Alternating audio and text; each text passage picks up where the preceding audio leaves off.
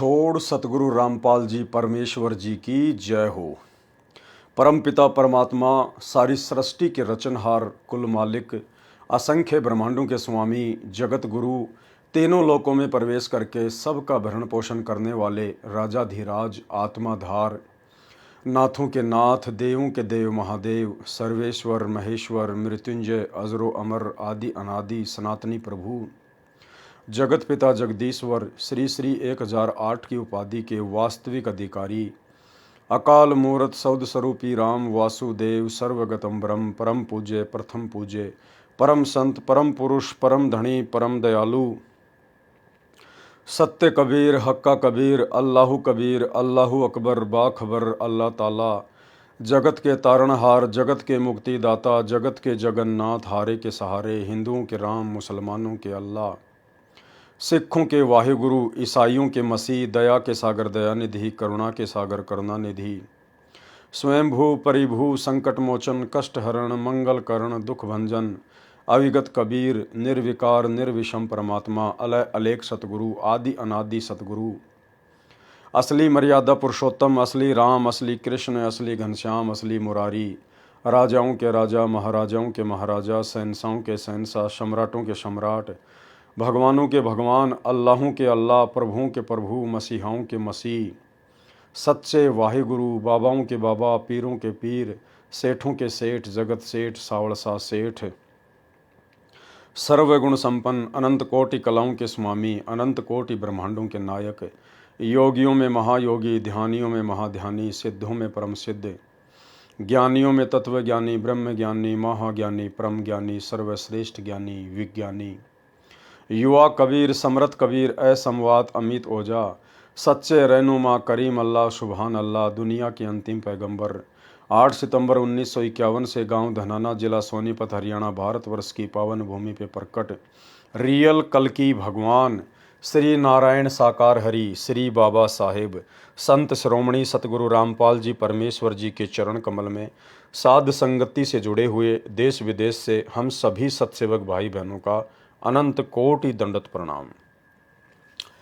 भाई और बहनों, दया परमपिता परमेश्वर जी की सर्व सुखदायक सर्व कष्ट हरण मंगल करण सतगुरु रामपाल जी परमेश्वर जी की जिनके शुभ आशीर्वाद से जिनके विशेष वीआईपी आशीर्वाद से आप और हम सभी सत्सेवक आत्माएं जो कि साध संगति से जुड़ी हुई हैं और साध संगति से जुड़कर परमेश्वर का विशेष आशीर्वाद प्राप्त करके उनके तत्व ज्ञान को बखूबी समझकर उनके सतभक्ति मार्ग पर उन्हीं के चरणों में अपने आत्म कल्याणार्थ हेतु दृढ़ता के साथ में निरंतर आगे बढ़ रहे हैं। इस कलयुग की पिछली पीढ़ी में ये साध संगति मिलना परम सौभाग्य की बात है। सबसे पहला अहोभाग्य कि हमें सतगुरुदेव भगवान के रूप में स्वयं कबीर अल्लाह कबीर परमात्मा मिले और उसके बाद हमारा परम सौभाग्य कि उसी कबीर परमात्मा सतगुरु रामपाल जी परमेश्वर जी ने आप और हम सभी आत्माओं को इसी मनुष्य जन्म में शतलोक भेजने के लिए अपने ट्रेनिंग सेंटर साध संगति से भी जोड़ दिया। तो भाई और बहनों, ये सोने पे सुहागा है और ये सौभाग्य केवल परमेश्वर की युगों युगों से भक्ति करती आ रही उनकी विशेष आत्माओं को ही नसीब होता है। वर्तमान में ये बात भले ही हमारे खुद के भगत भाई बहनों को रास ना आए, उनको समझ ना आए, ये अलग बात है, ये उनके कमज़ोर भक्ति संस्कारों का ही नतीजा है।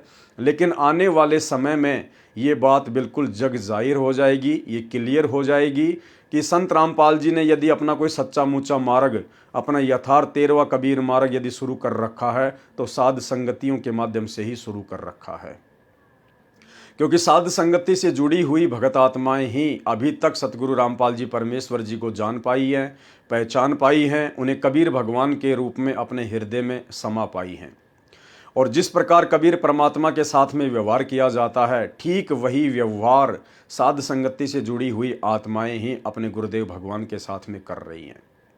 क्योंकि गीता जी में कहा गया है अध्याय 3 के श्लोक नंबर 13 में कि जो व्यक्ति पूर्ण परमात्मा को भोग लगाए बिना अन्न पकाते हैं, अन्न खाते हैं, वो तो समझो पाप ही खा रहे हैं।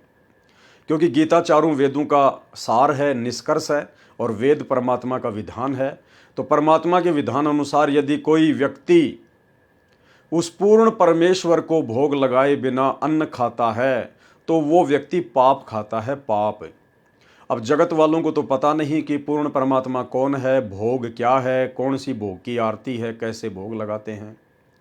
और जिन आत्माओं को परमात्मा ने अपने शरण में लेकर ये जानकारी दे दी कि पूर्ण परमात्मा कौन है, गीता जी में क्या लिखा हुआ है, क्या करना है, क्या नहीं करना है, वे आत्माएं भी वर्तमान में अपने गुरुदेव भगवान को नहीं समझ पा रही, उस कबीर भगवान को नहीं पहचान पा रही। जी हाँ, सतगुरु रामपाल जी परमेश्वर जी के 90% भगत, सतलोक आश्रमों से जुड़े हुए 90% भगत, संत रामपाल जी का खुद का कलयुगी परिवार, उनके बेटा बेटी, भाई बंधु, रिश्तेदार, ये जितने भी परम भगत समझे जाने वाले स्टेट कोऑर्डिनेटर, जिला कोऑर्डिनेटर, ब्लॉक कोऑर्डिनेटर, आश्रम संचालक, ये सभी लोग अभी तक नहीं जान पाए हैं कि कबीर भगवान कौन है, एक परमात्मा कौन है। ये सभी लोग अभी भी उसी 650 साल पुरानी मुर्दा बेजुबान फोटो को भगवान मान रहे हैं।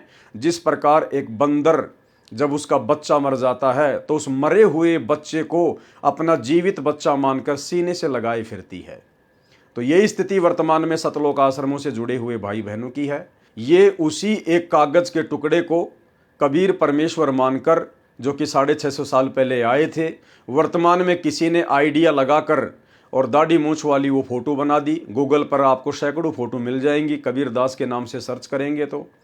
इन लोगों ने उसी कागज की बेजुबान मुर्दा फोटो को कबीर भगवान समझ लिया और उसी को सीने से लगाए फिरते हैं, अपने लॉकेट में डालकर अपने घर पर पूजा स्थल पर रखते हैं, अपने घर की दीवारों पर फोटो बना के रखी हुई है।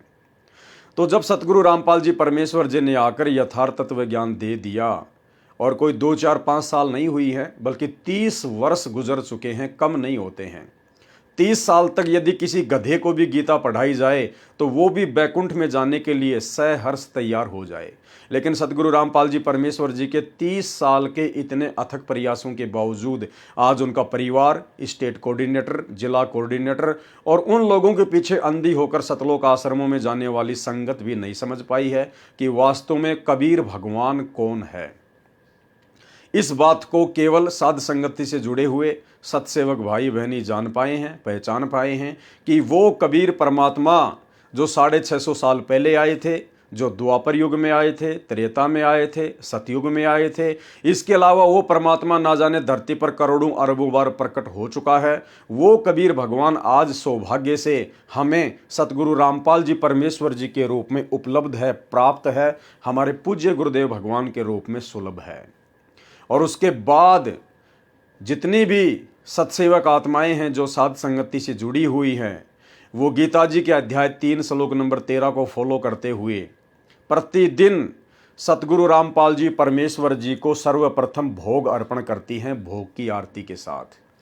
एक होती है अन्नदेव की आरती, जो हम सभी भगत भाई बहन नाम दीक्षा के बाद गुरु आदेश से जब भी हम भोजन खाने के लिए बैठते हैं, थाली में जो भी रोटी चपाती या सब्जी होती है उसका एक टुकड़ा तोड़कर थोड़ा सा साइड में रख देते हैं और हम लोग अन्नदेव की आरती करते हैं कि गरीब सुख देना दुख मेटना, ताजा राखे तन, सुर 33 खुश किए, नमस्कार तो है अन्न, अंजल साहेब रूप है, शुद्धिया तृष्णा जाए, चारों युग परवान है, आत्म भोग लगाए, जो अपने सु और के एक पीड़ पिछान, भुखिया भोजन देत है, पहुँचेंगे परवान। अन्न देव तू अलख दयालम, तेरे पलड़े तुने ललालम, अन्न देव तू जगमग ज्योति, तेरे पलड़े तुले न मोती, वैरागर किस काम न आवे, अन्न देव तू सम्मन भावे, वैरागर है पत्थर भारी, अन्न देव तू आप मुरारी, खुदिया तृष्णा मेटे पीड़ा, तेरे पलड़े तुले न हीरा, दास गरीबी अन्न की महिमा, 3 लोक में जाकर रहमा। सभी भाई बहन इस प्रकार से अन्नदेव की आरती के साथ भोग लगाकर भोजन करते हैं।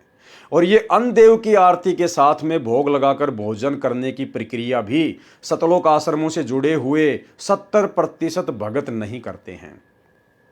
जिन लोगों को सारनाम तक प्राप्त हो गया है वो भी आज ज्यादातर अन्नदेव की छोटी और बड़ी आरती के साथ परमात्मा को भोग लगा के भोजन नहीं करते हैं।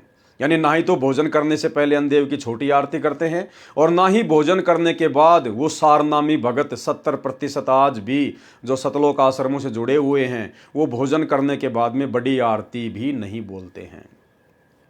लेकिन परमेश्वर को भोग लगाने के लिए इस आरती का प्रयोग नहीं किया जाता, अन्नदेव की छोटी और बड़ी आरती का। परमेश्वर कबीर साहिब जी को जब भोग लगाया जाता है तो भोग की आरती के साथ में भोग लगाया जाता है। और ये भोग की आरती कहाँ है? ये तीनों समय की आरती की जो पुस्तक है, नित्य नियम का जो गुटका है, उसमें परमात्मा ने संध्या आरती के बाद में अन्नदेव की छोटी और बड़ी आरती लिखी हुई है। उसके बाद में भोग लगाने की विधि लिखी हुई है। यानी अन्नदेव की आरती अलग है और परमात्मा को भोग लगाने की विधि अलग है, वो आरती अलग है।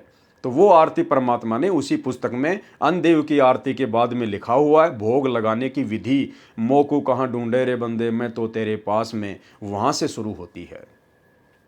तो आज सतगुरु रामपाल जी परमेश्वर जी की लाखों की करोड़ों की संगत में से यदि सतगुरु रामपाल जी परमात्मा को कबीर भगवान मानकर और यदि प्रतिदिन उनको अपने घर पर कोई भोग लगाता है विधि विधान से, भोग की आरती के साथ में, तो केवल सत्सेवक भाई बहन ही लगाते हैं।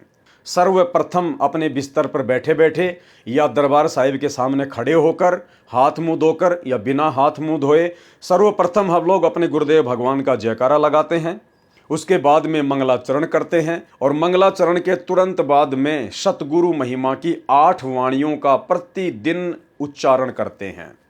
समर्थ साहेब रतन उजागर, सत्य पुरुष मेरे सुख के सागर, जूनी संकट मेटो गुसाई, चरण कमल की मैं बलि जाही, भाव भक्ति दी जो परवाना, साधु संगति पूर्ण पद ज्ञाना, जन्म कर्म मेटो दुख दंदा, सुख सागर में आनंद कंदा, निर्मल नूर जहूर जुहारम, चंद्र गता देखो दीदारम, तुम हो बंकापुर के वासी, सतगुरु काटो यम की फांसी, मेहरबान हो साहिब मेरा, गगन मंडल में दीजो डेरा, चकवे चिदानंद अविनाशी, रिद्धि सिद्धि दाता सब गुण राशि, पिंड प्राण जिन दीने दाना, गरीब दास जाकू कुर्बाना। ये 8 वाणियां प्रतिदिन सतगुरु रामपाल जी परमेश्वर जी के आदेश अनुसार, क्योंकि परमात्मा ने कबीर सागर के सरलार्थ में ये लिखा हुआ है कि बच्चों सुबह उठते ही सबसे पहले, चाहे बिस्तर पर बैठे बैठे या खड़े होकर, सबसे पहले अपने गुरुदेव भगवान का जयकारा, फिर मंगलाचरण और उसके बाद सतगुरु महिमा की ये विशेष 8 वाणियां आपने प्रतिदिन बोलनी चाहिए। इससे परमात्मा प्रसन्न होता है, आपका भक्ति धन बढ़ता है। उसके बाद हम भगत भाई बहन जैसा भी अपनी प्रतिदिन की जो क्रिया है, जैसे कि मतलब फ्रेश होना है या नहाना धोना है, हाथ मुंह धोना है, उसके बाद सर्वप्रथम हम गुरुदेव भगवान की आरती करते हैं। सुबह का नित्य नियम करते हैं जो तकरीबन 40 से 45 मिनट का होता है और वो भी हम विधि विधान से करते हैं। परमेश्वर का जो भक्ति विधान है उसके अनुसार करते हैं। सतगुरुदेव भगवान के समक्ष भक्ति बोध पुस्तक हाथ में लेकर और खड़े होकर हम सतगुरु महिमा में सुबह का नित्य नियम करते हैं। खड़े होने की प्रक्रिया, जैसे यदि कोई बीमार है, कोई एक्सीडेंट है या अन्य किसी कारण से, जैसे माता बहनें कोई प्रेग्नेंट हैं, यदि वो ज़्यादा समय तक खड़ी नहीं रह सकती हैं तो वो बैठकर भी आरती कर सकती हैं, ज़मीन पर भी बैठ के कर सकती हैं, चेयर पर बैठकर भी कर सकती हैं, और ही ज़्यादा कोई कंडीशन खराब है तो लेटकर भी आरती की जा सकती है। लेकिन जो स्वस्थ हैं वो भगत भाई बहन खड़े होकर और भक्ति बोध पुस्तक को हाथ में लेकर, क्योंकि भक्ति बोध पुस्तक गुरुदेव भगवान ने हमें पाठ करने के लिए दी है, तीनों समय की आरतियों का पाठ करने के लिए दी है। ये मोबाइल से आरती करना, मोबाइल से आरती सुनना, ये केवल विशेष परिस्थितियों के लिए है। कोई बुजुर्ग है, कोई अनपढ़ है, कोई नेत्रहीन है, ये उन आत्माओं के लिए है, ना कि स्वस्थ और युवा भक्तों के लिए। तो हम परमेश्वर जी के भक्ति विधान अनुसार खड़े होकर और हाथ में भक्ति बोध पुस्तक लेकर परमेश्वर जी की संपूर्ण आरती मालिक की वाणियों में ध्यान रखते हुए करते हैं। बीच बीच में चाहो तो परमात्मा जी को चंवर भी कर सकते हो। जैसे एक परिवार में 5 मेंबर हैं या 10 मेंबर हैं और वो सुबह का नित्य नियम कर रहे हैं या रमेणी कर रहे हैं या संध्या आरती कर रहे हैं, तो सभी 5-5 मिनट या 10-10 मिनट परमेश्वर जी को चंवर भी कर सकते हैं तीनों आरतियों के समय। इसके बाद जैसे हमारी आरती संपन्न होती है, हम सबसे पहले परमात्मा का चरणा अमृत लेते हैं, विधि विधान अनुसार लेते हैं। डेली परमात्मा का सुबह सुबह चरणा अमृत लेते हैं। चरणा अमृत लेने के बाद में परमात्मा ने हमें जो मखाने का प्रसाद दिया है या मिश्री का प्रसाद दिया है, हम वो मखाने या मिश्री का प्रसाद लेते हैं। तीनों आरतियों के बाद में थोड़ा थोड़ा प्रतिदिन लेते हैं। चरणामृत केवल सुबह सुबह ही लेते हैं। उसके बाद में परमात्मा जी को नास्ते राम का भोग लगाया जाता है। कभी हम लोग पोहे बना लेते हैं, कभी हम लोग जो है दही और पराठे बना लेते हैं, कभी कोई दलिया या खिचड़ी बना लेते हैं। इस प्रकार परमात्मा को प्रतिदिन नित्य नियम करने के बाद में सुबह 7 से 8 बजे के बीच में परमेश्वर जी को फिर सभी सत्सेवक भाई बहन छोटी भोग की आरती के साथ में, आज लग्या साहिब को भोग दिन के टुकड़े पानी का, कोई जगह पूरबला भाग सफल हुआ दिन जिंदगानी का। परमेश्वर जी को सर्वप्रथम हम विनती करते हैं, प्रार्थना करते हैं, मालिक के बेड के ऊपर या जैसे भी जिसकी व्यवस्था है, परमात्मा जी की चौकी लगाई जाती है, सवच उसके ऊपर कपड़ा बिछाया जाता है। फिर परमात्मा जी का भोजन, उनके अलग जो बर्तन हैं उनके अंदर जो है नाश्ता वगैरह रख के परमात्मा जी के सामने रखा जाता है। और सभी भगत भाई बहन मिलके परमात्मा जी से अर्ज करते हैं, प्रार्थना करते हैं कि हे परमपिता परमेश्वर, सारी सृष्टि के रचनहार, कुल मालिक कबीर परमेश्वर सतगुरु रामपाल जी भगवान, आप जी का भोग प्रसाद तैयार है। परमेश्वर अपनी पवित्र रसना से इसे पवित्र करने की कृपा करें। हे परमेश्वर, भोग प्रसाद बनाते समय, लगाते समय या भोग की आरती करते समय यदि हम तुच्छ बुद्धि जीवों से कोई त्रुटि हो तो परमेश्वर हमें तुच्छ बुद्धि जानकर अक्षमा करें। हे परमात्मा, हम दिनों के इस टुकड़े को स्वीकार करें। इस प्रकार से फिर हम आज लग्या साहिब को भोग दिन के टुकड़े पानी का, इस शब्द के साथ में जो शब्द भक्ति बोध में भोग लगाने की विधि में लास्ट में लिखा हुआ है, इस प्रकार से परमेश्वर जी को फिर हम सुबह के नाश्ते राम का भोग लगाते हैं। और भोग लगाने के बाद में फिर ये सतगुरु महिमा की 8 वाणियाँ बोलते हुए, समरथ साहिब रतन उजागर सत्य पुरुष मेरे सुख के सागर, इन वाणियों के साथ में फिर हम सतगुरु रामपाल जी परमेश्वर जी के हाथ वगैरह धुलवाते हैं। और फिर उस पानी को हम अमृत मानकर, क्योंकि वो अमृत ही होता है, फिर उस पानी को हम अमृत समझकर सभी घर वाले पीते हैं। और जो भोग लगता है परमात्मा को, सभी बांट के उसको खाते हैं। उसके बाद में सभी भाई बहन एक एक माला बैठकर, समय निकालकर, ध्यान लगाकर, चाहे मंत्र कार्ड लेकर या चाहे मानसिक रूप से, हम परमेश्वर जी के प्रथम मंत्र की एक माला करते हैं प्रतिदिन। उसके बाद कुछ मंत्र 10, 20, 100, 50 जैसे भी परमात्मा दया करते हैं, समय मिलता है, हम लोग परमेश्वर जी के सतनाम का जाप करते हैं, जिसको सतनाम मिला हुआ होता है। उसके बाद अपना छोटा मोटा कोई सेवा कर लेते हैं, अपना कोई कार्य कर लेते हैं, नहाना धोना होता है, जैसा भी होता है। फिर परमेश्वर जी को 10 से 11 बजे के बीच में, 10 से 11 बजे के बीच में फिर सतगुरु रामपाल जी परमेश्वर जी को भोग लगाने का समय हो जाता है।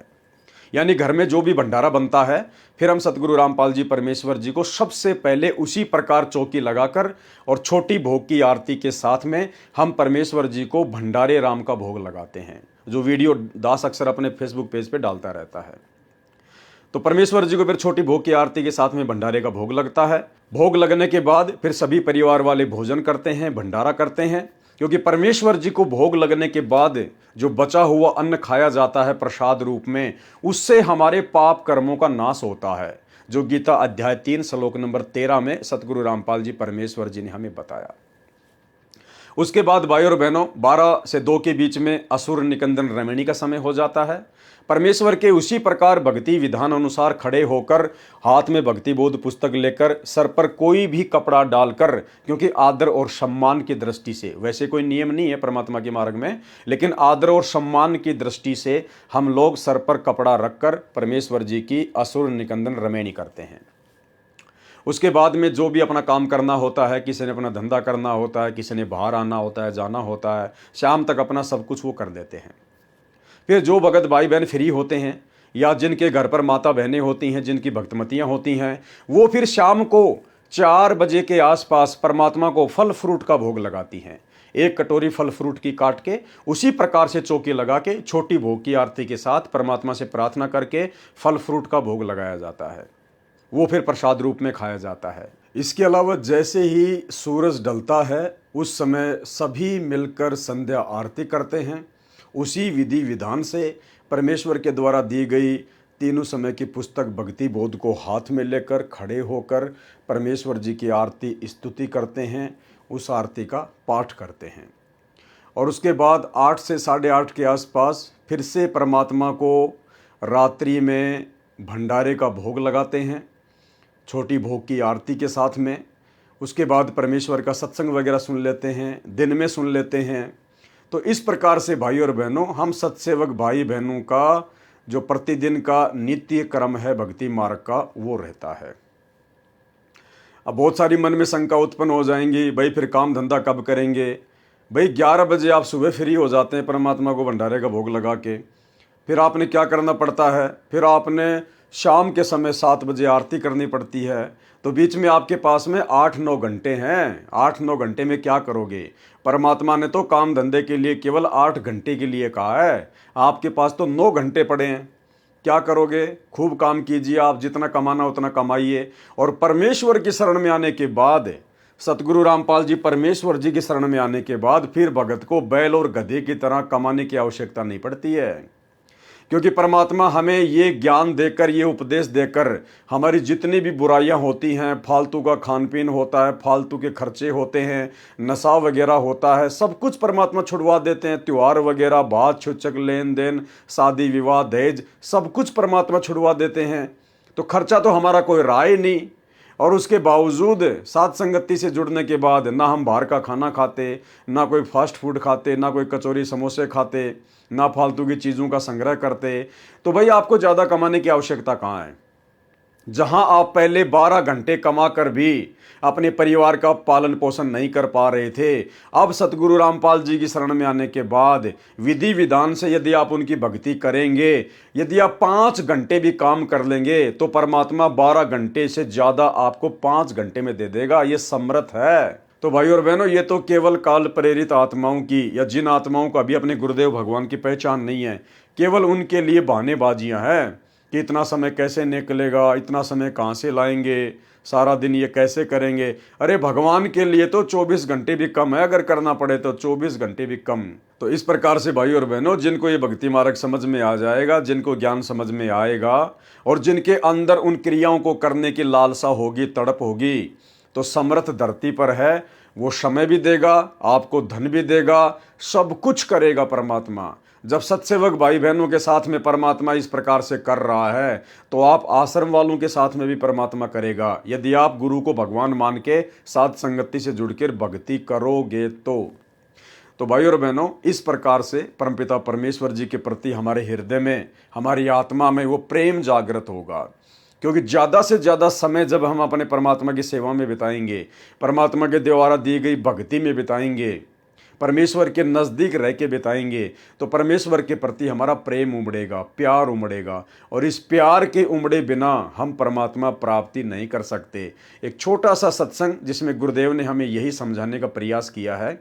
एक चीज़ का ध्यान रखना, अब आपको पता ही चल गया है कि सतगुरु रामपाल जी परमात्मा स्वयं कबीर भगवान है। इसके बावजूद भी ये अपने आप को छुपाते हुए बीच बीच में कहते हैं कि ये दास वो भगवान नहीं है जिस भगवान की आपको चाहत है। ये दास तो परमात्मा का भेजा हुआ दास है। तो आपको पता ही चल गया होगा कि सतगुरु रामपाल जी परमेश्वर जी के द्वारा इस प्रकार से परमात्मा होते हुए अपने आप को परमात्मा ना कहना, ये उनके मिशन का एक हिस्सा है। परमेश्वर ऐसा क्यों कहते हैं, आप साथ संगत वालों को पता ही चल गया। तो इन बातों पे ध्यान ना दीजिए। बाकी जो परमेश्वर हमें कह रहे हैं भक्ति के ऊपर अपने प्रति प्रेम उमड़ाने के लिए, वो संदेश आप जी सुन लीजिए। कहते हैं बिना प्रेम पावे नहीं चे करोड़ समाधि ला। और इस प्यार को जागृत करने के लिए, इस प्यार को आप परमात्मा के प्रति बढ़ाने के लिए आपका जो ट्रीटमेंट चल रहा है, ये सारा जो उपचार है परमात्मा में प्यार बढ़ाने का। जितना भी प्यार आपका भगवान में बढ़ जाएगा, उसके बाद आपको संसार में उस मालिक के अतिरिक्त कोई नजर नहीं आएगा। और वो मालिक कैसा है, कौन है, उसको नहीं जानते। इसलिए परमात्मा ने यही कहा है कि मम संत मुझे जान मेरा ही स्वरूपम। मेरे संत को मेरा ही रूप मान लेना, मैं मुझे ही मान लेना। जैसे गुरु भगवान नहीं है, गुरु तो भगवान को मिलाने का, प्राप्त करवाने का एक मीडिया है, लेकिन वो पूर्ण परमात्मा का कृपा पात्र है। बंदी छोड़ सतगुरु रामपाल देव पूर्ण परमेश्वर जी की जय हो। बंदी छोड़ सतगुरु रामपाल देव पूर्ण परमेश्वर जी की जय हो। बंदी छोड़ सतगुरु रामपाल देव पूर्ण परमेश्वर जी की जय हो। काहे भटक रहा इंसान, पहचान धनाना वाले को काहे भटक रहा इंसान, पहचान धनाना वाले को, पहचान धनाना वाले को, गुरुदेव धनाना वाले को, पहचान धनाना वाले को, गुरुदेव धनाना वाले को, काहे भटक रहा इंसान, पहचान धनाना वाले को, काहे भटक रहा इंसान, पहचान धनाना वाले को। मथुरा भटको चाहे काशी, फिर भी न मिले अविनाशी, मथुरा भटको चाहे काशी, फिर भी न मिले अविनाशी, क्यों पत्थरों का कर गुणगान, पहचान धनाना वाले को, क्यों पत्थरों को करे गुणगान, पहचान धनाना वाले को, काहे भटक रहा इंसान, पहचान धनाना वाले को, काहे भटक रहा इंसान, पहचान धनाना वाले को, पहचान धनाना वाले को, गुरुदेव धनाना वाले को, पहचान धनाना वाले को, गुरुदेव धनाना वाले को, काहे भटक रहा इंसान, पहचान धनाना वाले को। मस्जिद भटको चाहे मंदिर, सतगुरु है घट के अंदर, मस्जिद भटको चाहे मंदिर, सतगुरु है घट के अंदर, ये जगत का तारनहार, पहचान धनाना वाले को, ये जगत का तारनहार, पहचान धनाना वाले को, काहे भटक रहा इंसान, पहचान धनाना वाले को, पहचान धनाना वाले को, गुरुदेव धनाना वाले को, पहचान धनाना वाले को, गुरुदेव धनाना वाले को, काहे भटक रहा इंसान, पहचान धनाना वाले को।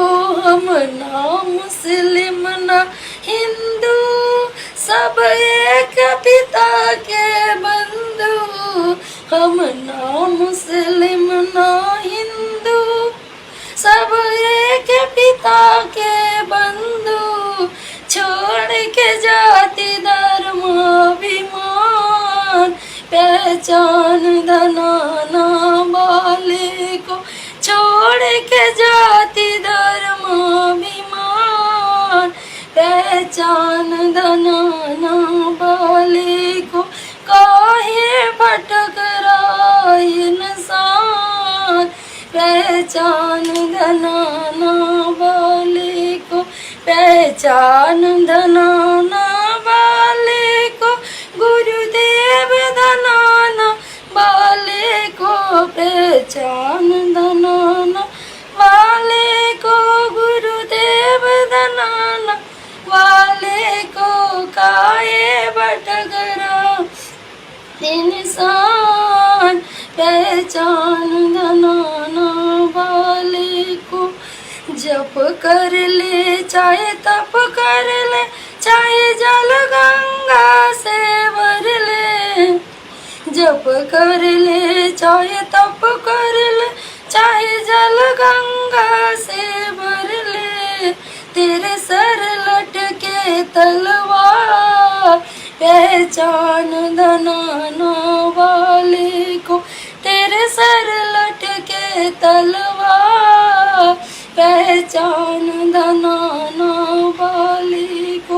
काहे भटक रहा इंसान, पहचान धनाना वाले को, पहचान धनाना वाले को। गुरुदेव धनाना वाले को, पहचान धनाना वाले को। गुरुदेव धनाना वाले को। काहे भटक रहा इंसान, पहचान धनाना वाले को।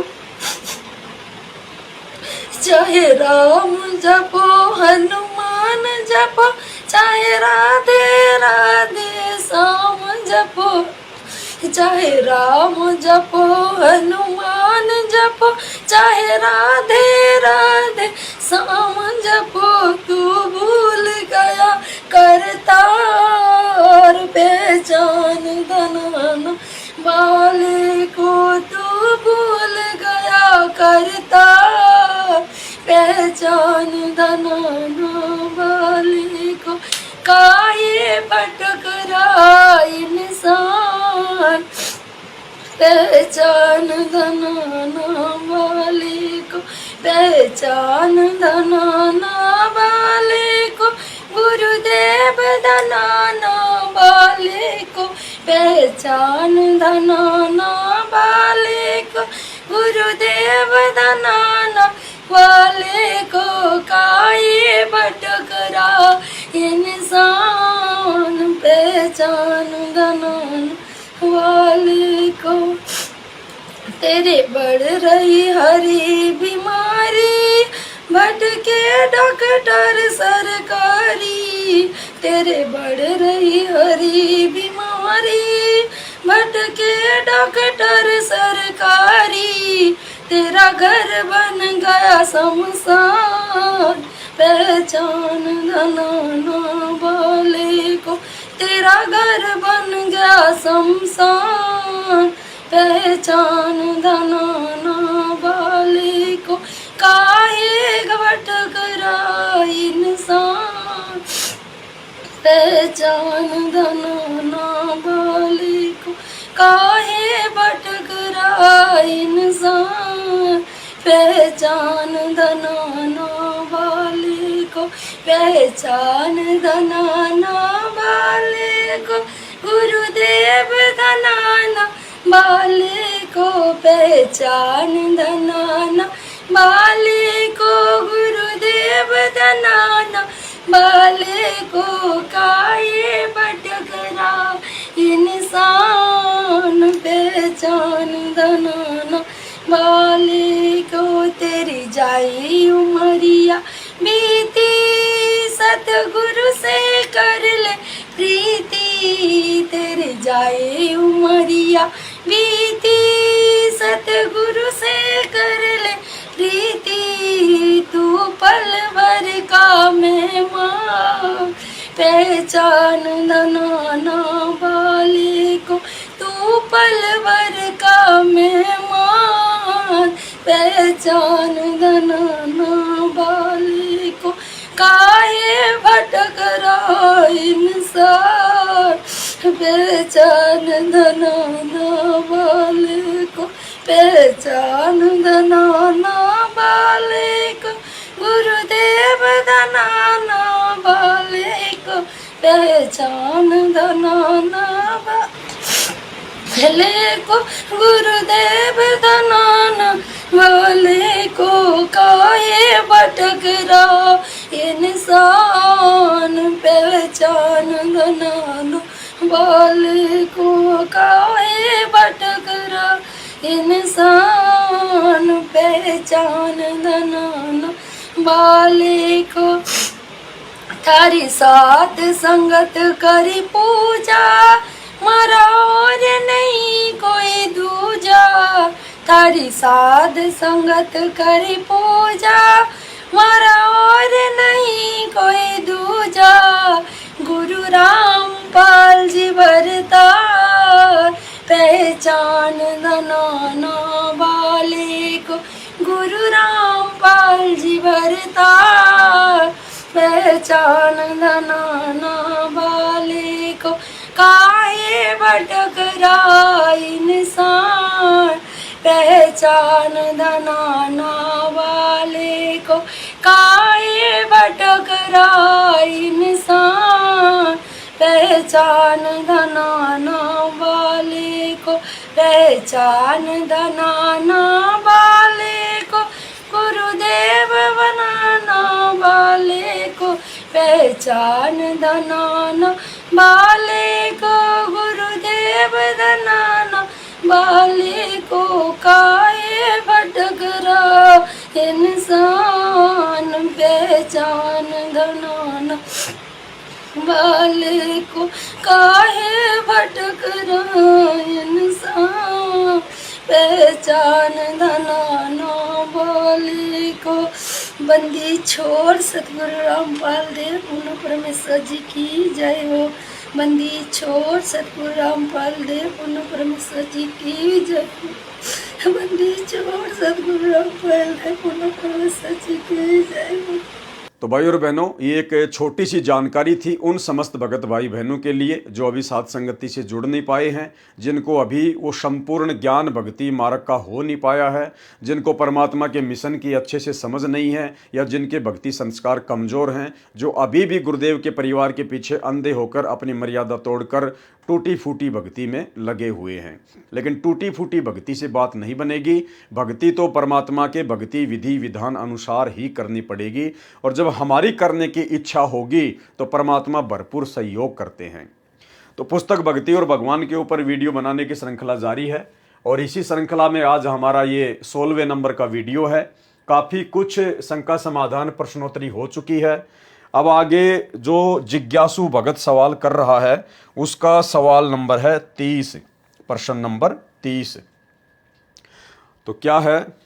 माता के भगत अधिकतर काले रंग से परहेज करते हैं, तो क्या कबीर पंथियों के शिष्यों को भी किसी विशेष ऐसे किसी नियम का पालन करना होता है?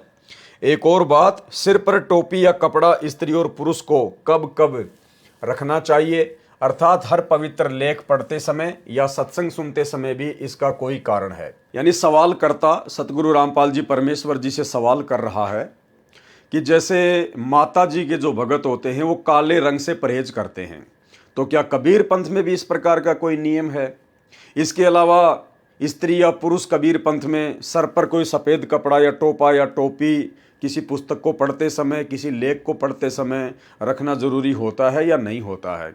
तो गुरुदेव भगवान क्या आदेश दे रहे हैं उन्हें? उत्तर, ये मूर्खों का नियम है। गुरुदेव ने बताया इस प्रकार का जो नियम है ये मूर्खों का नियम है।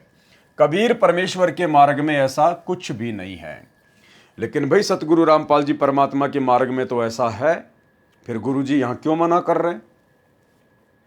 भाई जब सतलोक आश्रमों में 3 दिन का पाठ प्रकाश होता है, या हमारे गुरुदेव भगवान के समय जब 3 दिन का पाठ प्रकाश होता था, तो जब भी आदरणीय गरीबदास जी महाराज जी के सदग्रंथ साहिब को पढ़ने के लिए कोई भी पाठी बैठा करता था, तो आप सबको पता है कि वो अपने सर पर सफ़ेद कपड़ा बांधकर ही गरीबदास जी के सदग्रंथ साहिब को पढ़ता है। वर्तमान में भी आप सतलोक आश्रमों में जो पाठ चलता है आप जी वीडियो देख सकते हैं। गुरुदेव भगवान के आप जी पुराने वीडियो देख सकते हैं। जब जब गुरुदेव भगवान पाठ प्रकाश किया करते थे स्वयं बैठकर, तो परमात्मा सर पर सफ़ेद कपड़ा पहनकर ही गरीबदास जी के सदग्रंथ साहिब को पढ़ा करते थे, और वर्तमान में भी यही प्रक्रिया जारी है। तो फिर सतगुरु रामपाल जी भगवान ने क्यों मना किया कि कबीर पंथ में सर पर कपड़ा बांधकर किसी पुस्तक को पढ़ना कोई अनिवार्य नहीं है, ये तो मूर्खों का नियम है? देखो भाई और बहनों, सवाल जो कर रहा है वो है जगत वाला, वो अभी संत रामपाल जी की शरण में नहीं है, और वो कह रहा है कि क्या किसी पवित्र लेख को पढ़ते समय सर पर कोई कपड़ा बांधना जरूरी है? तो गुरुदेव कह रहे हैं बिल्कुल भी जरूरी नहीं है, ये मूर्खों का नियम है। क्यों कहा परमात्मा ने ऐसा, जबकि उनके पंथ में तो सर पर कपड़ा बांध के गरीबदास जी के ग्रंथ साहिब का पाठ किया जाता है? क्योंकि सवाल करने वाला जगत से है, वो अभी अनुपदेशी है, भक्ति मार्ग से नहीं जुड़ा है। इसलिए परमात्मा कह रहे हैं कि जो पवित्र जो लेख है, पवित्र लेख तो केवल पृथ्वी पर दो ही है। पवित्र लेख तो पृथ्वी पर दो ही है, या तो कबीर सागर है या फिर गरीबदास जी महाराज जी का सदग्रंथ साहिब है, जिसको सूक्ष्म वेद कहा जाता है। या इसके अलावा सतगुरु रामपाल जी परमेश्वर जी ने स्वयं कबीर परमात्मा ने आकर धरती पर वर्तमान में जो पुस्तकें लिखी हैं, ज्ञान गंगा है या जो भक्ति बोध पुस्तक आप और हमारे को परमात्मा ने पाठ करने के लिए दी है, ये सभी पवित्र लेख हैं, क्योंकि ये पवित्र परमेश्वर के कर कमलों से लिखित हैं। लेकिन जो वेद हैं, जो गीता जी हैं, कुरान पुराण है, उनके हिसाब से परमात्मा जगत वाले को समझा रहे हैं कि भाई वो पवित्र लेख नहीं है, क्योंकि वेदों में पूर्ण परमात्मा की पूर्ण प्राप्ति का मार्ग नहीं है। गीता जी में पूर्ण परमात्मा की पूर्ण प्राप्ति का संपूर्ण मार्ग नहीं है। 18 पुराणों में पूर्ण परमात्मा की पूर्ण प्राप्ति का कंप्लीट मार्ग नहीं है, इसलिए वो पूर्णतया पवित्र लेख नहीं है। इसलिए गीता, वेद, कुरान, पुराण, बाइबल, 18 पुराण, इनको पढ़ते समय सर पर कोई कपड़ा आदर या सम्मान की दृष्टि से बांधना कोई आवश्यक नहीं है। लेकिन जब बात आती है पूर्ण पवित्र लेख की, जो पूर्ण परमेश्वर के द्वारा लिखे जाते हैं, जिनमें संपूर्ण भक्ति का विधान होता है, वो भक्ति मार्ग के मंत्र छुपे हुए होते हैं, जिन शास्त्रों से परमात्मा ने हमें मंत्र निकाल के दिए, जिन शास्त्रों से परमात्मा ने हमें तीनों समय की आरती निकाल के दी, और जिन शास्त्रों को विशेष तौर पर आधार बनाकर परमात्मा हमें भक्ति मार्ग समझाते हैं, उसको कहते हैं पवित्र लेख। तो उन पवित्र लेखों को यदि पढ़ते समय आप जी अपने सर पर कोई कपड़ा बांधना चाहें आदर और सम्मान की दृष्टि से, वैसे कोई नियम नहीं है, लेकिन आदर और सम्मान की दृष्टि से यदि आप जी ऐसा करना चाहें तो कर सकते हैं। जैसे परमात्मा सतगुरु रामपाल जी स्वयं गरीबदास जी के सदग्रंथ साहिब का पाठ करते समय स्वयं भी सर पर सफ़ेद कपड़ा बांधते हैं, और अन्य किसी भगत को यदि आदेश देते हैं पाठी के रूप में पाठ करने का, तो सदग्रंथ साहिब का पाठ करते समय वो पाठी भी सर पर सफ़ेद कपड़ा बांधकर ही पाठ करता है। ठीक इसी प्रकार भाई और बहनों, आप और हम साथ संगति से जुड़े हुए भाई बहन, हमें सतगुरु रामपाल जी परमेश्वर जी ने जो पवित्र लेख, जो भक्ति बोध पुस्तक तीनों समय की आरती के लिए दी है, हम सभी भाई बहन उसी को फॉलो करते हुए आदर और सम्मान की दृष्टि से सर पर सफ़ेद कपड़ा बांधकर परमेश्वर जी की तीनों समय की आरती करते हैं। ये कोई नियम नहीं है, अगर आप नहीं बांधोगे तो भी कोई दिक्कत नहीं है। लेकिन इस परमेश्वर के मार्ग में, क्योंकि आज हमें पता चल गया कि धरती पर पूर्ण परमात्मा प्रकट है, और परमेश्वर जी ने जो लेख हमें दे दिया तीनों समय की आरती के लिए, वो पवित्र है, पवित्र। आगे आपको इसी वीडियो में दिखाएंगे कि नियम तो यहाँ तक है परमात्मा के मार्ग में, यदि आप गुरु जी की कोई भी पुस्तक पढ़ें तो आपने उससे पहले नहाना जरूरी है। जबकि एक सत्संग में तो गुरु जी कहते हैं कि नहाए धोए क्या होए जो मन का मैल न जाए, और मीन सदा जल में रहे तन की बांस न जाए। वहाँ तो परमात्मा रिजेक्ट कर रहे हैं कि नहाने धोने की कोई आवश्यकता नहीं है। और अभी आपको आगे दिखाएंगे जिसमें सतगुरु रामपाल जी परमेश्वर कह रहे हैं कि कोई भी पवित्र पुस्तक पढ़ने से पहले नहाना जरूरी है। अगर विशेष परिस्थितियों में ना नहा पाएं तो बात अलग है, अन्यथा जैसे सुबह की हम आरती करते हैं, जो सुबह की आरती करने से पहले नहाना जरूरी है। परमात्मा की किसी भी पुस्तक को यदि हम पढ़ते हैं ज्ञान प्राप्ति के लिए तो नहाना जरूरी है। और विशेष परिस्थितियों में हाथ पैर धो के काम चलाया जा सकता है, लेकिन नहाना जरूरी है। सतगुरु रामपाल जी ने स्वयं इस पुस्तक भक्ति और भगवान में लिखा हुआ है। तो ठीक इसी प्रकार भाई और बहनों, सर पर कपड़ा बांधना कोई जरूरी नहीं होता है, लेकिन जिन पुण्य आत्माओं को ये भक्ति मार्ग समझ में आ जाएगा, जब भक्ति का आगे का ज्ञान समझ में आएगा, जब स्वयं परमात्मा धरती पर प्रकट है सतगुरु रामपाल जी, जब ये समझ में आएंगे तो आदर और सम्मान की दृष्टि से भगत सर पर कोई कपड़ा डालकर ही तीनों समय की आरती करेगा। लेकिन यहाँ सतगुरु रामपाल जी परमेश्वर जी ने उस जगत वाले भाई को, जो कि अभी भक्ति मार्ग से जुड़ा नहीं है, उसको उसी आधार से समझाते हुए लिखा है कि यह मूर्खों का नियम है, कबीर परमेश्वर के मार्ग में ऐसा कुछ भी नहीं है। प्रश्न नंबर 31, यानी सतगुरु रामपाल जी परमेश्वर जी से फिर किसी जगत वाले भाई ने यह सवाल किया, स्त्रियों को पुरुषों की अपेक्षा थोड़ा अपवित्र शरीर प्राप्त होता है, जबकि ऐसा कुछ भी नहीं है, लेकिन ये उसकी अपनी सोच है। क्योंकि माता बहनें होती हैं, वो हर महीने माहवारी से गुजरती हैं, यानी उनको पीरियड होते हैं, इसलिए वो अपनी सोच आधार से कह रहा है कि स्त्रियों का शरीर पुरुषों की अपेक्षा थोड़ा अपवित्र माना जाता है, जबकि संत रामपाल जी की भक्ति मार्ग में ऐसा कुछ भी नहीं है, दोनों बराबर हैं। स्त्रियों का पुरुषों की अपेक्षा थोड़ा अपवित्र शरीर होता है या माना जाता है, तो क्या वो स्त्री की आत्मा पूरा महीना नाम का जाप और किसी पवित्र लेख का या ग्रंथ का पठन पुरुषों की भांति कर सकती है? जब स्त्रियों को नाम लेना हो तो उनके लिए कोई विशेष दिन है? क्या नाम हर स्त्री पुरुष को प्रतिदिन स्नान करके जपना चाहिए? ध्यान रखना भाई और बहनों, ये सवाल क्या पूछा जा रहा है। क्या नाम हर स्त्री पुरुष को प्रतिदिन स्नान करके जपना चाहिए या फिर मन में हर समय जपने का अधिकार है, चाहे शरीर पवित्र या अपवित्र? इसी प्रकार कोई ग्रंथ भी स्नान करके पढ़ना चाहिए या ऐसे ही पढ़ सकते हैं? ये ध्यान रखना, इसी प्रकार कोई भी ग्रंथ स्नान करके पढ़ना चाहिए या ऐसे ही पढ़ सकते हैं। अर्थात स्त्रियां मासिक धर्म में नाम का जाप करें या पवित्र ग्रंथ पढ़ें तो क्या वो पाप की भागी नहीं बनेंगी? क्योंकि उस समय स्त्री शरीर को बहुत अपवित्र माना जाता है। क्योंकि जब मेरी पत्नी ने सरस्वती मंत्र लिया था तो बताया गया था कि स्त्रियां मासिक धर्म के दिनों में पवित्र माला को हाथ ना लगाएं। कृपया ये शंका पूरी तरह दूर करें, क्योंकि एक स्त्री मासिक धर्म में किसी पवित्र मंदिर में, शायद बाबा बालकनाथ के मंदिर में चली गई थी, तो तब से वहाँ स्त्रियों का जाना मना है।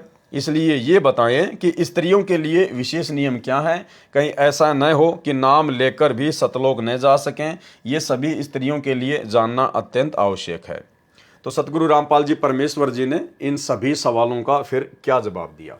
उत्तर, यह अनजानों का नियम है, यह अनजान व्यक्तियों का नियम है कि स्त्रियों को मासिक धर्म के समय जब उनका पीरियड शुरू होता है उस समय वो माला को हाथ नहीं लगा सकती, या खाना नहीं बना सकती, या आरती नहीं कर सकती, या पूजा पाठ नहीं कर सकती, या अपने भगवान को भोग नहीं लगा सकती। परमात्मा कहते हैं ये मूर्खों का बनाया गया नियम है। ये जितने भी नकली साधु संत महात्मा जो अपने शास्त्रों से अपरिचित थे, जो तत्व ज्ञान से अपरिचित थे, ये उनकी मन गढ़ंत कहानियां हैं। भक्ति मार्ग में ऐसा कुछ भी नहीं है। स्त्री पुरुष दोनों परमेश्वर की रचना है। उनके शरीर में जो भी बदलाव होता है वो परमात्मा की इच्छा से होता है, जो नियम परमात्मा ने बनाया हुआ है।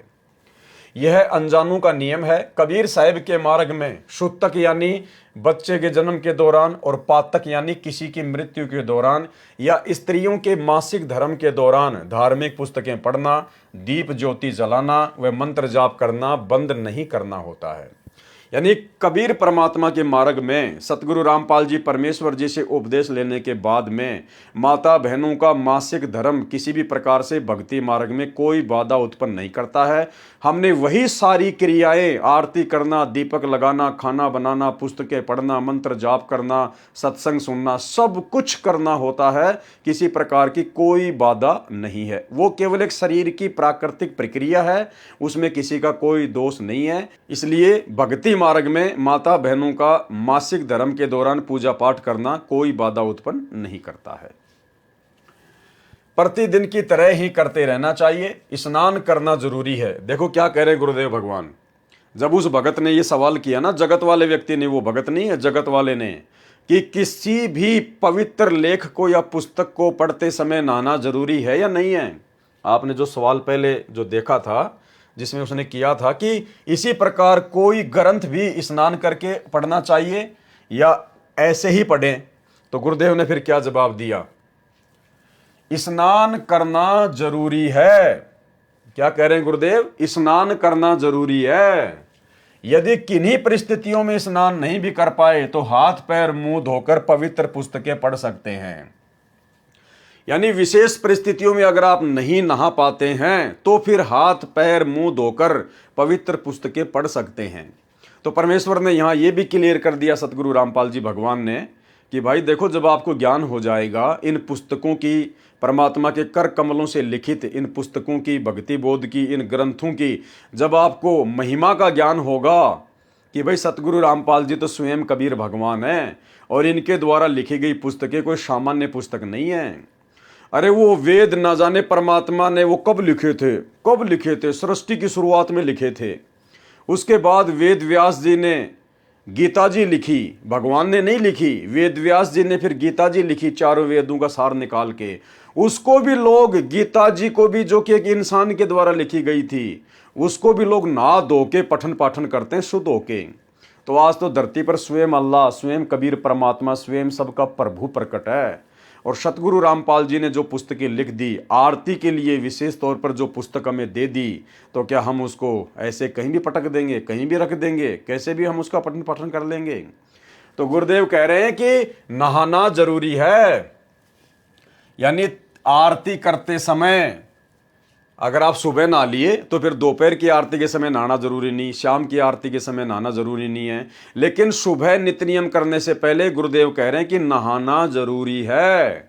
अगर किसी विशेष परिस्थिति में ना पाए, जैसे कोई बीमार है या अन्य कोई प्रॉब्लम है, या सर्दी आपको ज्यादा सता रही है, तो बात अलग है, तो फिर हाथ मुंह पैर धो के काम चलाओ, लेकिन नहाना जरूरी है। तो भाई दास को भी इस बात का आज ही पता चला है मालिक के आशीर्वाद से, क्योंकि मैं इन पुस्तकों को पहले नहीं पढ़ता हूँ, थोड़ा बहुत पढ़ता हूँ हल्का हल्का, लेकिन जब लाइव आता हूँ उसी समय परमात्मा दया करते हैं। तो दास को भी मालूम पड़ा है। तो भाई ये परमेश्वर का आदेश है आप और हमारे लिए। यदि हम सामान्य परिस्थिति में हैं तो सुबह नहाकर ही हमने परमेश्वर का नित्य नियम करना चाहिए। दास परमात्मा को दंडवत प्रणाम करके मालिक से शक्ति मांगेगा, परमात्मा से भक्ति करने के लिए शक्ति मांगेगा कि परमेश्वर अपना आशीर्वाद दो। और आज के बाद दास नहाकर ही आरती करने का पूरा प्रयास करेगा। तो गुरुदेव भगवान कहते हैं स्नान करना जरूरी है। यदि किन्हीं परिस्थितियों में स्नान नहीं भी कर पाए तो हाथ पैर मुंह धोकर पवित्र पुस्तकें पढ़ सकते हैं, ज्योति आदि लगा सकते हैं। नाम मंत्र जाप के लिए नहाना धोना विशेष जरूरी नहीं है। क्या कह रहे हैं गुरुदेव कि सुमरण करते समय नहाना धोना जरूरी नहीं है, लेकिन भाई आरती करते समय या कोई पुस्तक पढ़ते समय तो नहाना जरूरी है। सवाल नंबर 32, गुरुजी संत रामपाल जी महाराज 11वें गुरु हैं शायद। यानी हमारी जो गुरु प्रणाली है, 650 साल पहले जो कबीर जी आए थे वहां से लेकर और वर्तमान में सतगुरु रामपाल जी परमेश्वर जी तक जो हमारी गुरु प्रणाली है, उसके विषय में बात हो रही है कि गुरुजी यानी संत रामपाल जी महाराज 11वें गुरु हैं शायद, तथा कबीर साहिब पहले गुरु हैं। दूसरे गुरु गरीबदास, क्या गरीबदास जी ने अगले तीसरे गुरु जी को नाम उपदेश देने का अधिकार स्वयं दिया था, या कबीर साहिब ने ही तीसरे गुरु जी को आदेश दिया था? इसी प्रकार क्या तीसरे गुरु जी ने चौथे गुरु जी को नाम उपदेश देने का अधिकार स्वयं ही दिया था, या कबीर साहिब ने?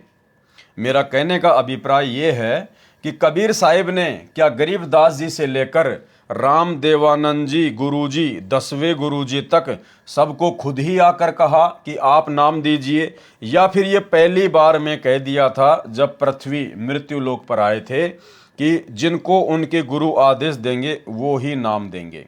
तो गुरुदेव ने क्या उत्तर दिया, यह नाम देने की आज्ञा की परंपरा कबीर साहिब से गरीबदास जी को और गरीबदास जी से शीतलदास जी को ऐसे ही चलती आ रही है। मेरी गुरु प्रणाली, सबसे पहले बंदी छोड़ कबीर साहिब जी महाराज काशी उत्तर प्रदेश, दूसरे नंबर पर बंदी छोड़ गरीबदास जी महाराज छुडानी झज्जर हरियाणा, तीसरे नंबर पर संत शीतलदास जी महाराज बरहाना रोहतक हरियाणा, चौथे नंबर पर संत ध्यानदास जी महाराज, पांचवें नंबर पर संत रामदास जी महाराज, छठे नंबर पर संत ब्रह्मानंद जी महाराज करोथा रोहतक हरियाणा, सातवें नंबर पर संत जुगतानंद जी महाराज, आठवें नंबर पर संत गंगेश्वरानंद जी महाराज बाजिदपुर दिल्ली, नौवें नंबर पर संत चिदानंद जी महाराज गोपालपुर धाम सोनीपत हरियाणा, 10वें नंबर पर संत रामदेवानंद जी महाराज तलवंडी भाई फिरोजपुर पंजाब, 11वें नंबर पर संत रामपाल दास महाराज। अब भाई और बहनों, ये है हमारी गुरु प्रणाली 650 साल से लेकर वर्तमान समय तक। अब इसमें देखने वाली चीज क्या है, इसमें बंदी छोड़ कहाँ कहाँ लगा हुआ है। जहां जहां बंदी छोड़ शब्द लगा हुआ है जिस भी महापुरुष के नाम से पहले, समझ लेना वो पूर्ण परमात्मा है, वो कबीर साहिब है। रोल चाहे वो कुछ भी कर रहा हो, लेकिन वो स्वयं ही परमात्मा है। तो बंदी छोड़ इस पूरी गुरु प्रणाली में केवल पहले नंबर पर लगा है बंदी छोड़ कबीर साहिब जी। तो कबीर साहिब जी स्वयं बंदी छोड़ हैं, कबीर भगवान है। दूसरे नंबर पर बंदी छोड़ लगा है गरीबदास जी महाराज जी के नाम से पहले। तो गरीबदास जी महाराज जी के रूप में स्वयं ही कबीर परमात्मा थे। बाकी किसी के नाम के आगे बंदी छोड़ नहीं लगा हुआ है। फिर लास्ट में 11वें नंबर पर आप और हम भगत भाई बहन लगाते हैं कि बंदी छोड़ सतगुरु रामपाल जी महाराज, बंदी छोड़ सतगुरु रामपाल जी भगवान। तो भाई फिर बंदी छोड़ शब्द तो उसी के लगता है जो पूर्ण परमात्मा होता है, जो बंधनों से छुड़वाता है, क्योंकि काल के जाल से तो बंदी छोड़ ही छुड़वा सकता है और बंदी छोड़ कबीर ही होता है। और एक सत्संग में गुरुदेव ने स्पष्ट कर दिया अपनी स्थिति के बारे में समझाते हुए कि नादानो अब तो पहचानो तुम्हारा गुरु कौन है। गुरुदेव कहते हैं कि बंदी छोड़ का मतलब क्या होता है, उन्होंने बताया और फिर कहा कि जो सच्चा गुरु होगा वो बंदी छोड़ ही होगा। तो आज सतगुरु रामपाल जी सच्चे गुरु के रूप में ही तो धरती पर प्रकट हैं और सच्चा गुरु स्वयं बंदी छोड़ होता है और बंदी छोड़ कबीर भगवान होता है। तो पूरी गुरु प्रणाली में केवल 3 ही महापुरुषों के नाम से पहले बंदी छोड़ लगता है, बाकी सब जीव आत्मा थी और पूर्ण परमेश्वर केवल 3 बार ही अपने वास्तविक रूप में धरती पर आए हैं 650 साल से लेकर वर्तमान तक। ये बंदी छोड़ कबीर साहिब जी के रूप में 650 साल पहले और बंदी छोड़ गरीबदास जी महाराज जी के रूप में आज से 250 साल पहले और वर्तमान में बंदी छोड़ सतगुरु रामपाल जी परमात्मा के रूप में वर्तमान में धरती पर सशरीर प्रकट हैं। तो जल बूढ़त पकड़ो हाथा, अपने गुरु जी के प्रति ऐसी विनम्रता हो। बंदी छोड़ हे गुरु, क्योंकि गुरु होगा वो बंदी छोड़ ही होगा। बाकी नकली गुरु है, वह गुरु भी नकली गुरु है और वो बंदी छोड़ हो ही नहीं सकते। तो जो सही गुरु होगा वो बंदी छोड़ होगा। अमर करूं सतलोक पठाऊं, ताते बंदी छोड़ कहाऊं। अमर करूं और काल की बंद से छुड़वा कर सतलोक ले जाऊं, इसलिए मैं बंदी। अगला सवाल है 33 नंबर का सवाल। इस सवाल को हमने थोड़ा ध्यान से पढ़ना है भाई और बहनों, क्योंकि परमात्मा ने इसमें एक रहस्य छुपा रखा है। क्योंकि देखो बहुत सारी बातें साध संगति में दास जो बोलता है ना, तो बहुत सारे भाई बहनों को शंका हो जाती है कि गुरु जी से तो हमने कभी सुना ही नहीं, किसी सत्संग में सुना ही नहीं। लेकिन भाई परमात्मा दास को निमित्त बनाकर जो भी बातें बुलवाते हैं वो अपने भक्ति विधान अनुसार ही बुलवाते हैं। परमात्मा दास के अंदर तो प्रेरणा करके बुलवा देते हैं, क्योंकि दास तो एक यंत्र है। जो भगवान बुलवाएगा दास को तो वही बोलना पड़ेगा, क्योंकि दास को परमात्मा ने निमित्त बना रखा है। दास तो एक टेप रिकॉर्डर की तरह है, जो परमात्मा कैसे डालेगा, जो प्रेरणा करेगा दास तो वही बोलता है, चाहे किसी को अच्छी लगे, चाहे किसी को बुरी लगे, चाहे किसी को समझ में आए, चाहे किसी को ना समझ में आए। और आप भाई बहनों ने फिर ये भी देख लिया होगा कि पवन दास के मुंह से परमात्मा जो बातें बुलवाते हैं उस समय हो सकता है किसी भाई को यकीन ना हो, लेकिन महीना 2 महीने बाद में परमात्मा उसका प्रमाण भी दे देते हैं कि यार बात तो सही है, उस समय ये भगत पवन दास ने ये बात बोली थी और अब देखो इसका प्रमाण भी आ गया। तो परमात्मा वही बुलवाते हैं जो बिल्कुल सत्य होता है। तो यहाँ भी एक ऐसा ही संकेत है, जैसे दास बार बार आप भाई बहनों को बोलता है, क्योंकि गुरुजी अपने सत्संगों में कहते हैं ना कि इस दास रामपाल दास को 1997 में कबीर परमात्मा दिन के 10 बजे आके मिले थे। तो दास आप भाई बहनों को कहता है कि भाई कोई कबीर परमात्मा संत रामपाल जी को 1997 में दिन के 10 बजे आके नहीं मिला। भाई ये तो खुद ही परमात्मा है, खुद ही ये सतगुरु है, इनको कोई भी आके नहीं मिलता है। इस प्रकार की लीला परमात्मा अपने आप को छुपाते हुए करते हैं। तो अब परमात्मा ने उसका प्रमाण भी दे दिया कि भाई संत रामपाल जी को 1997 में कोई परमात्मा आके नहीं मिला था। क्या संकेत है, इस सवाल के माध्यम से पढ़ेंगे। प्रश्न नंबर 33, उत्तर प्रदेश और छुडानी धाम में कबीर साहिब ने जिन 2 भक्तों को नाम देने का अधिकार दिया, क्या उनके कोई गुरु नहीं थे? यदि थे तो उनके गुरु ही उनको आदेश दे देते, स्वयं कबीर साहिब को क्यों आना पड़ा? ये बात स्पष्ट कीजिए। क्या ये जरूरी है कि कबीर साहिब जिनको आकर कहें वो ही नाम दें? ये बात मुझे थोड़ी अच्छी तरह समझाएं, क्योंकि लोग निष्काम भक्ति करके अज्ञान के कारण सतलोक नहीं जा पाते और कबीर साहिब सभी आम लोगों को दर्शन देकर शायद इतना नहीं समझाते। ये मैं इसलिए भी जानना चाहता हूँ कि कुछ गुरु जो कबीर पंथी हैं और जिनको अधिकार भी है अपने गुरुजी से नाम देने का, उनको भी कबीर साहिब ने जल्दी दर्शन नहीं दिए। ऐसा मैंने कुछ सुना था, शायद बाद में दे दिए हों दर्शन, ये मुझे पता नहीं। तो क्या कह रहे हैं सतगुरु रामपाल जी परमात्मा? उत्तर, जिस समय पृथ्वी पर सत भक्ति मार्ग दर्शक संत नहीं रहते, तब कबीर साहेब स्वयं आकर सत भक्ति प्रारंभ करके चले जाते हैं। ये गूढ़ रहस्य है भाई और बहनों इन दो लाइनों में। क्या कह रहे गुरुदेव भगवान कि जिस समय धरती पर सत्य भक्ति मार्ग दर्शन करने वाले संत नहीं होते हैं, उस समय वो कबीर परमात्मा किसी भी रूप में प्रकट होकर और ये भक्ति देकर फिर वापस सतलोक चले जाते हैं। तो भाई और बहनों बात करते हैं 1997 की, बात करते हैं 1997 की। 1997 भाई 1997 में तो सतगुरु रामपाल जी भगवान थे। 1994 से इन्होंने अपना मार्ग शुरू कर दिया था और 94 में सत्संग कर रहे, 95, 96, 97, 98 वर्तमान तक ये सत्संग कर रहे हैं। तो 1997 में तो धरती पर सत भक्ति मार्ग देने के लिए स्वयं सतगुरु रामपाल जी संत रूप में प्रकट हैं। सच्चे संत हैं, पूर्ण संत हैं, जगत गुरु हैं, तत्वदर्शी हैं। आप सबको पता है, इसमें तो कोई संशय नहीं है ना। अब क्या कह रहे हैं परमात्मा? उत्तर देते हुए ध्यान से सुनना कि कबीर परमात्मा को धरती पर स्वयं आने की जरूरत कब पड़ती है? जिस समय धरती पर सत भक्ति मार्ग दर्शन करने वाले संत नहीं रहते हैं, तब कबीर साहब स्वयं आकर सत भक्ति प्रारंभ करके चले जाते हैं। तो भाई 1997 में तो जिसके विषय में सतगुरु रामपाल जी परमात्मा कहते हैं कि मुझे 1997 में कबीर परमात्मा ऊपर से आकर जिंदा महात्मा के रूप में दिन के 10 बजे मिले। तो भाई क्यों मिले परमात्मा आके? क्यों मिलेंगे परमात्मा आके? क्योंकि परमात्मा का नियम तो गुरुजी ने बता दिया कि परमात्मा तो धरती पर केवल उसी समय आता है जब धरती पर कोई पूर्ण संत नहीं होता है, पूर्ण सत भक्ति मार्ग का दर्शक कोई संत नहीं होता है, उस समय आता है कबीर जी। तो भाई 1997 में तो सत भक्ति देने वाला पूर्ण संत धरती पर प्रकट था, आज भी है। तो भाई फिर वो कबीर परमात्मा संत रामपाल जी को मिलने क्यों आएगा? क्योंकि संत रामपाल जी ने तो 1994 में अपना मार्ग शुरू कर दिया था। फिर वो परमात्मा 1997 में क्यों आएगा? क्या संत रामपाल जी पूर्ण संत नहीं है क्या? क्या पूर्ण सत भक्ति मार्ग दर्शक नहीं है क्या? क्योंकि कबीर जी तो उसी समय आता है जब पृथ्वी पर जिस समय पृथ्वी पर सत भक्ति मार्ग दर्शक संत नहीं रहते, तब कबीर साहब स्वयं आकर सत भक्ति मार्ग प्रारंभ करके चले जाते हैं। तो पूर्ण संत सतगुरु रामपाल जी ने तो 1994 में ही अपना मार्ग शुरू कर दिया था और ये तो पूर्ण संत हैं, सत भक्ति मार्ग दर्शक हैं। फिर 1997 में कबीर जी जबरदस्ती आके क्यों मिलेंगे?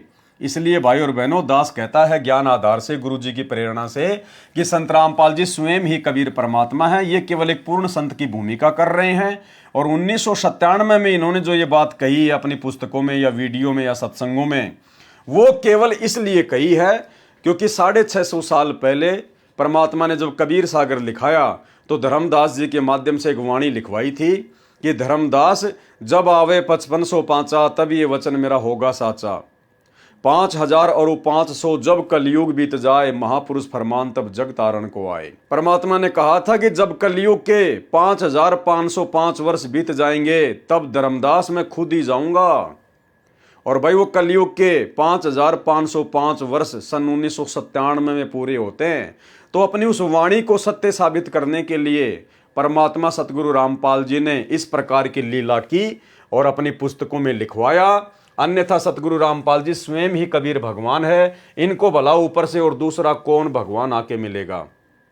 और यहाँ ये परमात्मा का लेख जो सतगुरु रामपाल जी ने खुद अपने कर कमल से लिखा है, ये भी यही कह रहा है कि जिस समय पृथ्वी पर सत भक्ति मार्ग संत नहीं रहते, तब कबीर साहब स्वयं आकर सत भक्ति प्रारंभ करके चले जाते हैं। तो 1997 में तो सतगुरु रामपाल जी धरती पर प्रकट थे और अब भी प्रकट हैं, और ये तो पूर्ण संत हैं, पूर्ण सत भक्ति मार्गदर्शक संत हैं। तो कबीर जी तो ऐसे में आ ही नहीं सकता धरती पर। अगर कोई और कबीर है तो वो कबीर तो धरती पर किसी पूर्ण संत के रहते सहते आ ही नहीं सकता, क्योंकि पूर्ण संत खुद कबीर होता है। और जब कबीर धरती पर है तो दूसरा कबीर कौन मिलेगा? तो भाई और बहनों, इस दास को निमित्त बनाकर सतगुरु रामपाल जी भगवान जो भी कुछ बुलवाते हैं साध संगतियों में, तो भाई और बहनों वो परमात्मा का ही आदेश होता है। गुरुदेव भगवान की प्रेरणा से ही दास बोलता है। भले उस समय मैं उसका कोई प्रमाण ना दे पाऊँ, क्योंकि मुझे भी नहीं पता होता, लेकिन गुरुजी जो प्रेरणा कर देते हैं, दास वो बोलता है और आगे चल के भाई और बहनों फिर उसका प्रमाण भी दे देते हैं गुरुजी कि इस कुत्ते के मुंह से मैं ही बुलवा रहा हूं। इसलिए आप लोगों ने विचार करके सोच समझ के बातों पे यकीन करना चाहिए। तो आज आपको उस बात का ये प्रमाण भी दे दिया परमात्मा ने। और इसीलिए गुरुदेव भगवान ने इस पवित्र पुस्तक भक्ति और भगवान के विषय में एक वीडियो में कहा था कि ये पुस्तक भक्तों को जरूर पढ़नी चाहिए। ये पुस्तक आपको सेंटर में रखेगी, आपकी सारी शंकाओं का समाधान कर देगी। तो भाई और बहनों, आज आपके सामने ये सबूत भी आ गया कि 1997 में संत रामपाल जी को कोई कबीर परमात्मा सतलोक से आकर नहीं मिला था। जिस बात की याद दिलाने के लिए इन सतलोक आश्रमों में एक नहर बना रखी है, वहां पर एक स्कूटर खड़ा कर रखा है, नहर पर संत रामपाल जी नीचे बैठे हैं, कबीर जी ऊपर दिखाए जा रहे हैं कि ऐसे ऐसे दिन के 10 बजे संत रामपाल जी को कबीर जी आके मिले थे, जैसे इन लोगों ने अपनी आंखों से देखा हो। तो इन आश्रमों में तो पूरी तरह से झूठ और पाखंड पर भक्तों को आधारित कर दिया गया है। पूरी तरह से ड्रामेबाजी में आश्रमों को तब्दील कर दिया गया है, मनोरंजन के साधन बना दिए गए हैं। लेकिन सच्चाई परमात्मा ने जो बुलवानी है वो तो बुलवानी है, और सच्चाई सच्चाई रहेगी। और सच्चाई आज आपकी आंखों के सामने आ भी गई है। जिस समय पृथ्वी पर सत भक्ति मार्ग संत नहीं रहते, तब कबीर साहब स्वयं आकर सत भक्ति प्रारंभ करके चले जाते हैं। और जिन संतों को नाम देने का अधिकार नहीं है, वे भी नाम देते हैं जो गुमराह कर रहे हैं। प्रश्न नंबर 34, जब कबीर साहिब ने आप संत रामपाल जी महाराज को दर्शन दिए, तो क्या कबीर जी ने आपको नाम देने का स्वयं ही आदेश दिया था? इस प्रश्न के कारण आप सोच रहे होंगे कि मैं बहुत ज़्यादा शंकी हूं, लेकिन ऐसी बात नहीं है। मैंने आपका सत्संग सुना टीवी पर, वहीं से मुझे सारा ज्ञान प्राप्त हुआ। मुझे तो पहले ये नहीं पता था कि कबीर साहिब भगवान है। मुझे आज के समय में गुरुजी से ज़्यादा श्रद्धा किसी और में नहीं है। बस ये डर है कि कबीर जी किसे नाम देने का अधिकार घोषित करते हैं, जिसे वो स्वयं कहें या जिसे सतगुरु कहे। मैं आपसे इस प्रश्न के लिए माफ़ी चाहता हूँ। तो गुरुदेव ने क्या उत्तर दिया कि मुझे किसने नाम उपदेश देने का अधिकार दिया? मुझे संत रामपाल दास को नाम देने की आज्ञा मेरे पूज्य गुरुदेव स्वामी राम देवानंद जी ने दी। कबीर साहिब हमारे परमेश्वर हैं, वे समय समय पर मुझ दास को संभालते रहते हैं। अब आपको समझ में आ गया होगा भाई और बहनों कि क्योंकि परमात्मा ने गुरु को आधार बनाकर ही भक्ति करवानी होती है। परमात्मा ने गुरु को सर्वप्रथम आगे रखकर ही भक्ति करवानी होती है।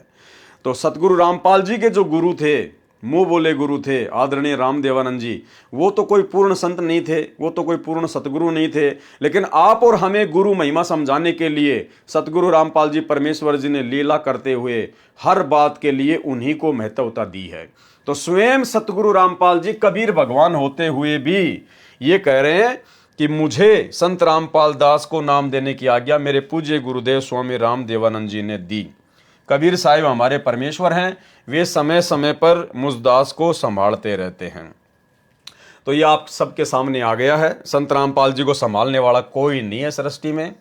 ये संत रामपाल जी पूरी सृष्टि को अकेले संभाल रहे हैं। यही कबीर भगवान है जो तीनों लोकों में प्रवेश करके सबका भरण पोषण करते हैं। भला इनको संभालने की हिम्मत किसके अंदर है? तो ये तो आप और हमें अच्छे से पता ही चल गया कि परमात्मा अपने आप को छुपाते हैं कि मैं दास हूँ, मैं प्रतिनिधि हूँ, मेरे को तो कबीर जी ने भेजा है। तो ये तो परमेश्वर जी अपने आप को छुपाते हैं। आप और हम साथ संगत वाले भाई बहनों को तो अच्छे से सब कुछ समझ में आ ही गया है। तो भाई और बहनों, पुस्तक भक्ति और भगवान के अंदर जो प्रश्नोत्तरी थी वो कंप्लीट हो चुकी है, और परमेश्वर ने इस पुस्तक के माध्यम से आप और हम भगत भाई बहनों की बहुत सारी शंकाओं का समाधान भी करवा दिया है। परमेश्वर ने भक्ति मार्ग के गूढ़ रहस्य हमें समझा भी दिए हैं, जिन भक्ति मार्ग की अनसुनी सच्चाई और गूढ़ रहस्यों से हमारे खुद के 90% भगत भाई बहन जो सतलोक आश्रमों से जुड़े हुए हैं वो अनजान हैं। और देखो भाई और बहनों, परमात्मा कहते हैं सकल पदार्थ है जगमाही, कर्म ही नर पावत नाही। ये सारी गूढ़ बातें जो हम साथ संगति वाले भाई बहन वीडियो बना बना के सोशल मीडिया पर डाल रहे हैं, इसके बावजूद भी उन कर्महीन लोगों को जो सतलोक आश्रमों से जुड़े हुए हैं 90% भक्तों को समझ में नहीं आती। वो इन वीडियो को नहीं देख पाते क्योंकि उनके संस्कार इतने प्रबल नहीं हैं, उनके संस्कार इतने ज़बरदस्त नहीं हैं।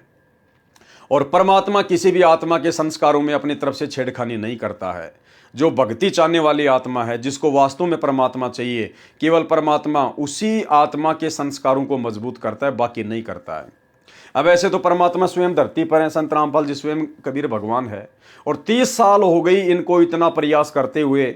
आज क्यों ये दुनिया इनसे उपदेश नहीं ले रही, क्यों दुनिया इनके सत्संग नहीं सुन पा रही, जबकि ये तो समर्थ हैं। अगर इन्होंने जबरदस्ती करनी हो तो ये सतगुरु रामपाल जी तो स्वयं परमात्मा है, समर्थ हैं, असंख्य ब्रह्मांडों के स्वामी हैं।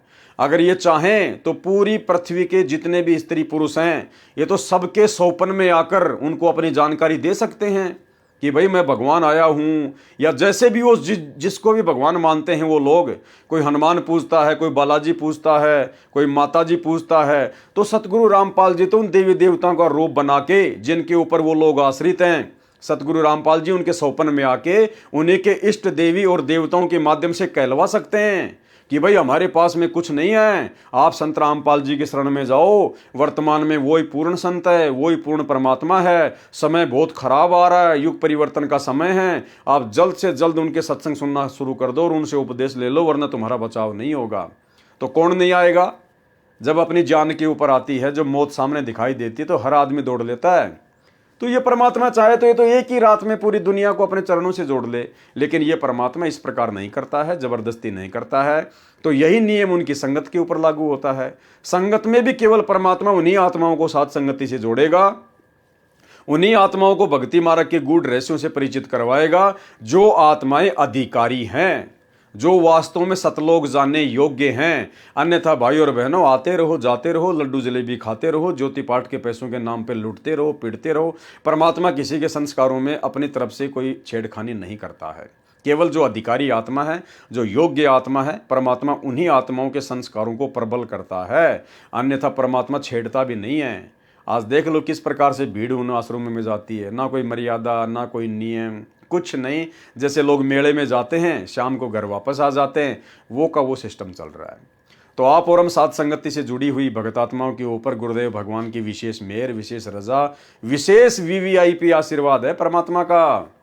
भाई और बहनों, वर्तमान में आप और हमें भी ये कोई विशेष बात नहीं लग रही होगी, लेकिन आने वाले समय में जब ये परमात्मा सबके सामने प्रकट होगा, उस समय हमारी आंखें फटी की फटी रह जाएंगी कि हे परमात्मा, आपने दया बख्शी मालिक, जो आपने हमें साध संगति से जोड़ दिया। नहीं तो परमात्मा हमारी भी वही हालत होती, ना घर के ना घाट के, धोबी के कुत्ते की तरह बन के इन आश्रम वालों की तरह हम घूमते रहते। तो आने वाले समय में इस बात का पता भी चलेगा, खुलासा भी होगा, सब कुछ होगा। लेकिन परम सौभाग्य उन आत्माओं का जिनको आज ही साथ संगति पर सतगुरु आशीर्वाद से दृढ़ विश्वास हो गया है, और जो आत्मा मर्यादा में रह के गुरु को भगवान मान के, ज्ञान को आधार बना के, घर को आश्रम बना के अपनी भक्ति कर रही हैं। तो भाई और बहनों, भक्ति और भगवान पुस्तक में जो विशेष ज्ञान था, जो परमेश्वर ने जो देना था, वो समाप्त हो चुका है।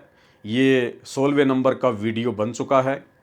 अब आगे कुछ भक्तों के इंटरव्यू हैं और सृष्टि रचना की जानकारी है।